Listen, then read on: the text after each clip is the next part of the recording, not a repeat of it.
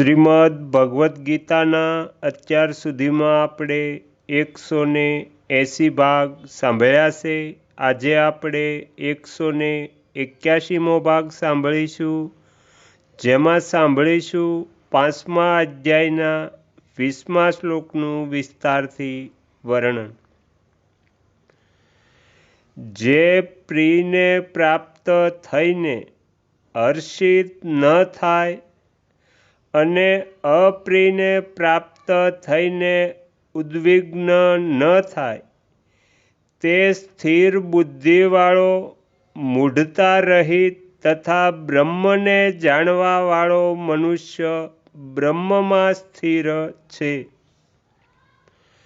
શરીર, ઇન્દ્રિયો, મન, બુદ્ધિ, સિદ્ધાંત, સંપ્રદાય, શાસ્ત્ર વગેરેને અનુકૂળ પ્રાણી, પદાર્થ, ઘટના, પરિસ્થિતિ વગેરેની પ્રાપ્તિ થવી, એને જ પ્રિયને પામવું કહે છે.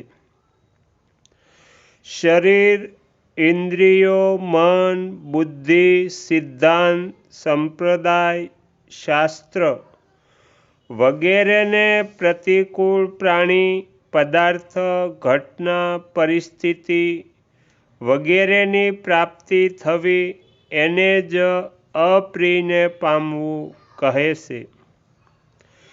પ્રિય અને અપ્રિય પ્રાપ્ત થવા છતાં પણ સાધકના અંતઃકરણમાં હર્ષ અને શોક નહીં થવા જોઈએ.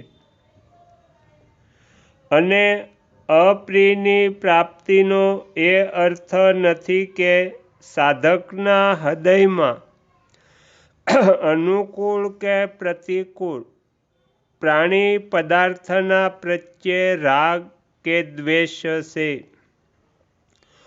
ઉલટાનું અહીં તે પ્રાણી પદાર્થોની પ્રાપ્તિના જ્ઞાનને જ પ્રિય અને અપ્રિયની પ્રાપ્તિ કહેવામાં આવી છે. પ્રિય કે અપ્રિયની પ્રાપ્તિ અથવા અપ્રાપ્તિનું જ્ઞાન થવામાં કોઈ દોષ નથી.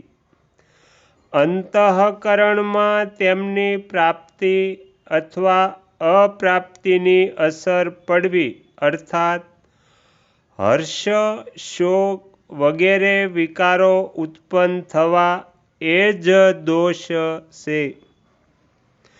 પ્રીતિ અને અપ્રીતિનું જ્ઞાન તો અંતઃકરણમાં થાય છે, પરંતુ હર્ષિત અને ઉદ્વિગ્ન તો કરતાં થાય છે. અહંકારથી મોહિત અંતઃકરણવાળો પુરુષ પ્રકૃતિના કરણો દ્વારા થવાવાળી ક્રિયાઓને લીધે હું કરતા છું એવું માની લે તથા હર્ષિત અને ઉદ્વિગ્ન થતો રહે છે. પરંતુ જેનો મોહ દૂર થઈ ગયો છે તે તત્વવેતા છે.